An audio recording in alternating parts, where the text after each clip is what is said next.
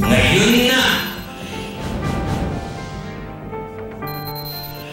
Noong nakaraang Sabado ay nakausap ng Star Talk ang mag-inang Maricar at Yexel Sebastian hinggil sa kalagayan ng may karamdamang si Jam. Kahapon, nakapanayam naman ng programa si Pauline Michelle Ligayo o Mitch, ang kasintahan ng binata for almost 7 years. Para sa 23-year-old na si Mitch, ang laban ni Jam ay laban pa rin niya. Lahat kami sa family, friends, sobrang nade-depress din kaming lahat sa nangyayari kasi alam namin na ito na yung stage na hindi namin na-imagine before na aabot sa ganito. Sobrang depressing po talaga. Lately po, hindi ko na talaga siya kayang titigan ng matagal kasi hindi matanggap ng puso ko na ganun na yung itsura niya. Almost 1 year na mula nang matuklasan ng lung cancer ni Jam dahil sa paglubha ng kanyang sakit.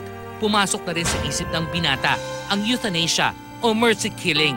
Na-shock ako syempre talaga. Sobrang nagpanik ako noon na sabi ko lang sa kanya basta magdasal lang tayo kasi lahat naman ng answers is nahahanap sa prayers. Ako po personally, for the past few Sundays na nasa church ako, yun po yung pinagdadasal ko kay Lord na sabi ko lahat po nililift up ko na sa inyo. Kayo na po bahala. Basta alam ko, Lord, pag nasa inyo kami, wala namang talo.